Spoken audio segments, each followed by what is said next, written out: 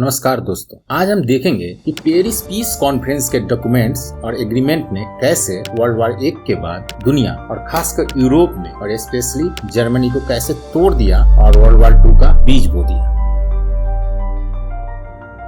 तो ये स्टोरी शुरू होती है वर्ल्ड वॉर 1 के बाद। यूरोप बिल्कुल बदल गया था। ये वार 1914 से 1918 तक चला और दुनिया को तबाही की एक ऐसी फेज में डाल दिया गया जिसमें हर तरफ खौफ, डिसअपियर और इकोनॉमिक क्राइसिस थी। जब ये वार खत्म हुआ तो एलाइड पावर यानी विजेता ग्रुप, जो प्राइमरली ब्रिटेन, फ्रांस, यूएसए और इटली थे, उन्होंने डिसाइड किया कि अब ऐसी पीस एस्टेब्लिश करनी चाहिए जो फ्यूचर में इस तरह का कॉन्फ्लिक्ट न होने दे, इस तरह का वार न होने दे। लेकिन अलाइड कंट्रीज के अपने अलग अलग इंटरेस्ट थे और वो सब कुछ अपने फायदे के हिसाब से सेव करना चाहते थे, बनाना चाहते थे। इसलिए पेरिस पीस कॉन्फ्रेंस को कंडक्ट किया गया, जो कि एक हिस्टोरिक इवेंट बना। पेरिस पीस कॉन्फ्रेंस 1919 में दुनिया के सबसे बड़े लीडर्स पैलेस ऑफ वर्साइल्स में इकट्ठे हुए ताकि एक ऐसा पीस ट्रीटी फ्रेमवर्क बनाया जा सके जो सेंट्रल पावर्स यानी लूजर्स के ग्रुप को फ्यूचर में कभी भी थ्रेट बनने से रोके। इस कॉन्फ्रेंस का मेन फोकस था जर्मनी और उनके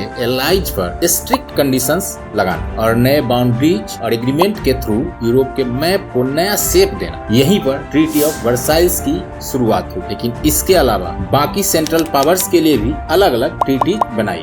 खैर, पेरिस पीस कॉन्फ्रेंस 18 जनवरी 1919 को शुरू हुआ और वो लगभग 1 साल तक चला। इस कॉन्फ्रेंस में लगभग 30 देशों ने भाग लिया और 30 देशों के रिप्रेजेंटेटिव्स ने भाग लिया। और इस कॉन्फ्रेंस का जो प्राइमरी एग्रीमेंट था वो 4 लीडरों ने बनाया था। इस कॉन्फ्रेंस में एलाइड पावर्स के सबसे पावरफुल लीडर्स थे फ्रांस के जॉर्जस क्लेमेंकाउ, ब्रिटेन के डेविड lloyd जॉर्ज, यूएसए के प्रेसिडेंट वुडरो विल्सन और इटली के विटोरियो ऑरलैंडो। इन 4 लीडर्स को उस समय बिग 4 के नाम से जाना जाता था। ये लीडर्स काफी यूनिक व्यूज के साथ आए और उनका विजन यूरोप के फ्यूचर को लेकर अलग था। फ्रांस के जॉर्जस क्लेमेंकाउ, जिसे द टाइगर के नाम से जाना जाता था, क्योंकि वो जर्मनी को बिल्कुल खत्म कर देना चाहते थे ताकि फ्यूचर में वो कभी फ्रांस के लिए थ्रेट न बन सके। डेविड lloyd जॉर्ज थोड़े मॉडरेट थे। उनका मानना था कि जर्मनी को पनिश तो किया जाए लेकिन इतना भी नहीं कि वो कोलैप्स हो जाए, क्योंकि ब्रिटेन का काफी सारा ट्रेड जर्मनी के साथ चलता था और जो इम्पोर्टेंट था। प्रेसिडेंट वुडरो विल्सन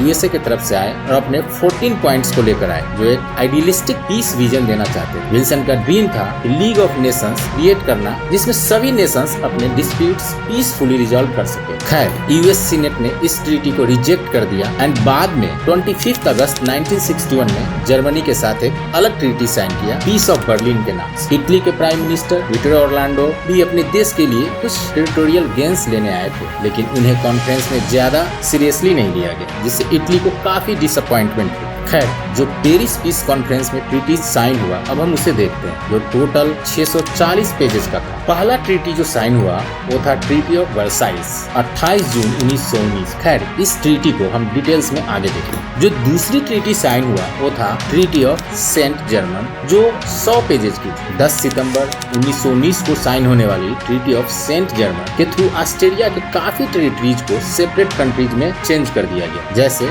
चेकोस्लोवाकिया और यूगोस्लाविया। ऑस्ट्रिया, जो पहले एक पावरफुल एस्ट्रो-हंगर एम्पायर था, अब एक छोटा और लैंडलॉक्ड देश बन गया और उसके रिसोर्सेस और पावर काफी कम हो गई। इस ट्रीटी में बोहेमिया, मोराविया और बोस्निया जैसे रीजन्स भी ऑस्ट्रिया के हाथ से छीन लिए, जिससे ऑस्ट्रिया के लिए सर्वाइवल मुश्किल हो गया। तीसरी ट्रीटी साइन हुई थी वो थी ट्रीटी ऑफ न्यूलिया, जो बुल्गारिया के साथ थी। बुल्गारिया के लिए ट्रीटी ऑफ न्यूलिया 27 नवंबर 1919 को साइन हुआ, जिसमें उसको वेस्टर्न थ्रेस को ग्रीस को देना पड़ा, जिससे बुल्गारिया का एजियन सी तक का एसेस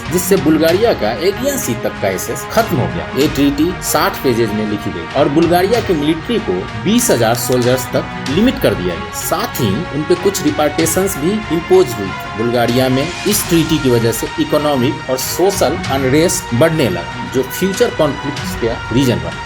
चौथी ट्रीटी जो साइन हुई थी वो ट्रीटी ऑफ ट्रायनन, जो हंगरी के साथ थी। हंगरी के लिए ट्रीटी ऑफ ट्रायनन 4 जून 1920 को साइन की और इसके जरिए हंगरी को अपने टेरिटरीज का 70% और पॉपुलेशन का 64% खो देना पड़ा। ट्रांसलिवानिया जैसे इम्पोर्टेंट रीजन्स को रोमानिया को दे दिया गया और कुछ टेरिटरीज यूगोस्लाविया और चेकोस्लोवाकिया को छोड़ने पड़े। ये ट्रीटी 100 पेजेस की थी और हंगरी में इसका इमोशनल और इकोनॉमिक इम्पैक्ट बहुत ज्यादा था। हंगेरियन लोग इसे एक नेशनल ट्रेजेडी के रूप में देखते थे और आज भी देखते हैं। जो 5वीं ट्रीटी साइन हुई थी वो थी ट्रीटी ऑफ सेवर्स और ट्रीटी ऑफ लोजेन, जो ऑटोमन एम्पायर के साथ साइन हुई। ऑटोमन एम्पायर के लिए ट्रीटी ऑफ सेवर्स 10 अगस्त 1920 को साइन की गई, जिसमें मिडिल ईस्ट का कई रीजन फ्रांस और ब्रिटेन के मैंडेट में चला गया, यानी उनके अधिकार में चला गया, सीरिया, इराक और फिलिस्तीन जैसे। लेकिन टर्की के nationalist leader Mustafa Kemal Ataturk ने इस ट्रीटी को रिजेक्ट कर दिया और इंडिपेंडेंस के लिए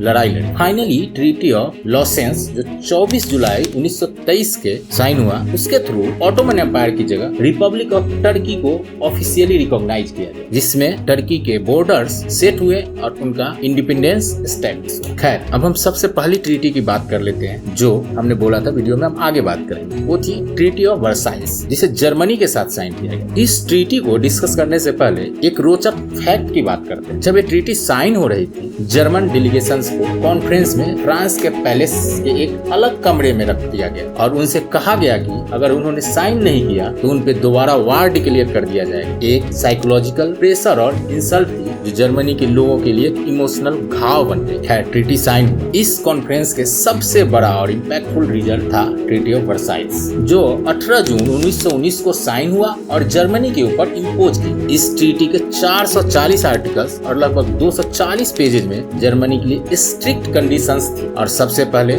जर्मनी को जलील और बेइज्जत किया गया। उसके लिए एक जगह का चुनाव हुआ। वो जगह का चुनाव फ्रांस के हिसाब से की गई ताकि फ्रांस की जीत को दिखाया जा सके, क्योंकि वर्साइल्स का हिस्टोरिकल एंड सिंबॉलिकल इंपॉर्टेंस था जर्मनी एंड फ्रांस दोनों के लिए। बात ये थी कि जर्मन एम्पायर को 1871 में जर्मनी की फ्रैंको प्रूसियन वार में जीत के बाद जर्मन जीत को पैलेस ऑफ वर्साइल्स के हॉल ऑफ मिरर में अनाउंस किया गया। तो इसी जगह पे ट्रीटी साइन करके एलाइज ने दिखाया कि फ्रांस ने अपनी पुरानी इज्जत वापस ले ली और 1871 के ह्यूमिलेशंस का जवाब फ्रांस ने जर्मनी को ह्यूमिलेट करके दिया और जलील करके अपना बदला भी ली। और एक हिस्टोरिकल एंड सिंबॉलिकल इंपॉर्टेंस ये भी था कि पैलेस ऑफ वर्साइल को 17वीं शताब्दी में किंग लुइस 14 ने बनवाया था और ये फ्रेंच मोनार्की का रेसिडेंस था, जो सिंबॉलिकली एंड हिस्टोरिकली फ्रांस के लिए इम्पोर्टेंट था। अब ट्रीटी के कॉजेज की बात करते हैं। वार गिल्ट कॉज जो कहता था Germany must accept full responsibility, जो आप एग्रीमेंट के आर्टिकल 231 में देख सकते हैं, जिसे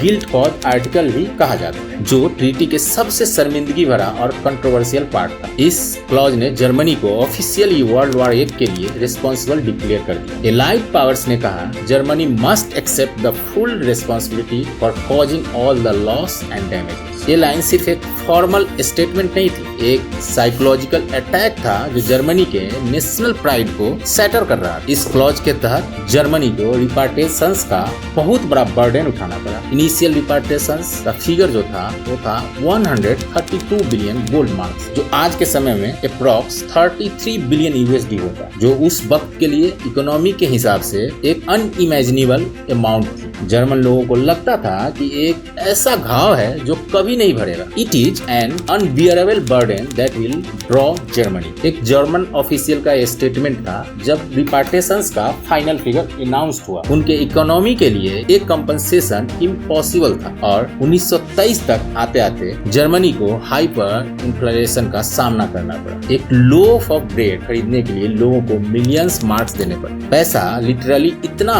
बेकार हो गया था कि लोग उसे स्टोव में जलाते थे क्योंकि वो हीटिंग के लिए फ्यूल से सस्ता था। 1923 में हाइपर इन्फ्लेशन इतनी बढ़ गई कि एक ब्रेड खरीदने के लिए 80 बिलियन मार्क्स चाहिए होते। ये इकोनॉमिक कोलैप्स जर्मनी में बिटरनेस और एंगर जनरेट कर रहा था और एडोल्फ हिटलर जैसे लोग ने इस एंगर को अपने फायदे के लिए यूज करना चालू कर और अपनी एक्सट्रीमिस्ट आइडियोलॉजी को फ्यूल दिया, बढ़ावा दिया। और एक क्लॉज और ट्रीटी जर्मन लोगों के अनुसार एक डिक्टेट ट्रीटी। और आपको जानकर यह हैरानी होगी कि इस रिपार्टीशन का फाइनल इंस्टॉलमेंट 3 अक्टूबर 2010 में जर्मनी ने चुकाया है। इस ट्रीटी के तहत जर्मनी के हिस्सों को काटा गया और जर्मनी को अपनी टेरिटरी खोनी पड़ी। मतलब ये सिर्फ इकोनॉमिक कोलैप्स तक सीमित नहीं था, जर्मनी को अपने कुछ मोस्ट वैल्यूड टेरिटरीज को भी खोना पड़ा। एल्सेस लॉरेन एक ऐसी टेरिटरी थी जो जर्मनी ने 1871 में फ्रैंको प्रूशियन वार में जीती थी, लेकिन अब ये रीजन फ्रांस को वापस देना पड़ा। ये एरिया जर्मन लोगों के लिए सिर्फ एक लैंड नहीं, प्राइड का इशू था। एक और बड़ा लॉस था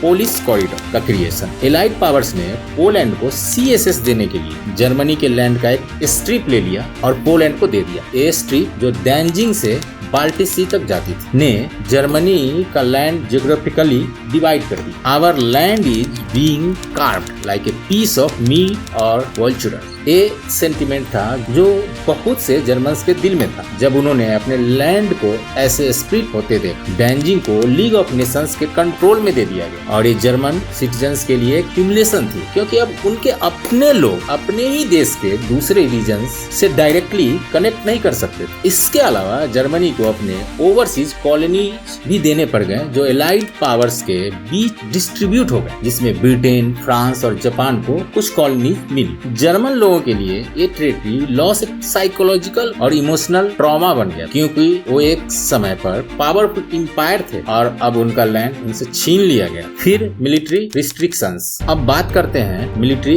रिस्ट्रिक्शंस के बारे में जो इस ट्रीटी के तहत जर्मनी को मानना पड़ा, या यूं कहें जर्मनी पर थोपा गया। और स्लोगन था Germany must not rise again. ये स्लोगन अलाइड पावर्स यानी मोस्टली फ्रांस के थ्रू कंपोज किया गया। ट्रीटी ऑफ वर्साइल्स ने जर्मनी की मिलिट्री पावर को भी टाइटली कंट्रोल में डाल दिया। उनके पास सिर्फ 1 लाख सोल्जर्स का स्टैंडिंग आर्मी होने का परमिशन और उनकी नेवी में सिर्फ 6 बैटलशिप्स और 0 सबमरीन्स रखने की इजाजत दी। ये रिस्ट्रिक्शंस इतनी स्ट्रिक्ट थी कि जर्मनी को अपने बेसिक डिफेंस नीड्स के लिए भी स्ट्रगल करना पड़ा। एलाइड पावर्स ने इंश्योर किया कि जर्मनी के पास कभी भी वो स्ट्रेंथ न हो जो उन्हें वापस एक मिलिट्री पावर बनाए। इसके अलावा जर्मनी के वेस्टर्न बॉर्डर पर ग्रीनलैंड को डीमिलिटराइज्ड जोन बना दिया गया, यानी वहाँ जर्मनी मिलिट्री प्रेजेंस नहीं रख सकती। एक जर्मन जनरल ने कहा था, they have taken our weapons, our honour and even our ability to defend ourselves. Germany military के लिए ये सिर्फ एक लॉस नहीं, एक ह्यूमिलिएशन थी, क्योंकि उनका एक प्राउड मिलिट्री हिस्ट्री था जो अब सिर्फ एक परछाई बन गया उस प्राइड मिलिट्री। खैर एक और डेवलपमेंट लीग ऑफ नेशंस का फॉर्मेशन। ये ट्रीटी में एक इम्पोर्टेंट डेवलपमेंट था लीग ऑफ नेशंस का फॉर्मेशन। ये एक इंटरनेशनल बॉडी थी जिसका मेन गोल फ्यूचर में वर्ल्ड पीस बनाए रखना और डिस्प्यूट्स को पीसफुली सॉल्व करना। एक कंसेप्ट यूएसए के प्रेसिडेंट वुडरो विल्सन का, जो शांति और फेयरनेस की तरफ एक आइडियलिस्टिक सोच रखते थे। लेकिन आयरनी ये थी कि जर्मनी को इनिशियली लीग ऑफ नेशंस का पार्ट बनने की परमिशन नहीं दी, यानी वो उस ऑर्गेनाइजेशन का हिस्सा नहीं बन सकते जिसका मेन एम शांति बनाए रखना। एलाइड पावर्स के इन्फ्लुएंस और डोमिनेंस ने लीग को जर्मनी के नजर में एक बायस्ड और अनफेयर ऑर्गेनाइजेशन बना के छोड़ दिया। एक जर्मन डिप्लोमेट ने कहा, how can peace be achieved when those who were wronged और साइलेंस। जर्मनी के एक्सक्लूजन और एलाइड पावर्स के कंट्रोल ने लीग ऑफ नेशंस को जर्मनी के लोगों के लिए इरिलेवेंट और इंसल्टिंग इंस्टीट्यूशन बना दिया। खैर यूएसए जो इसे प्रपोज किया था वो इसका हिस्सा नहीं रहा, क्योंकि उनके हिसाब से ये ट्रीटी फेयर ट्रीटी नहीं था और यूएस सीनेट ने इस ट्रीटी को रिजेक्ट कर दिया। और इसके बाद यूएसए यूरोप में ज्यादा इन्वॉल्वमेंट नहीं रखता जब तक कि जापान ने उसे वर्ल्ड वॉर 2 में इन्वॉल्व होने के लिए मजबूर नहीं किया।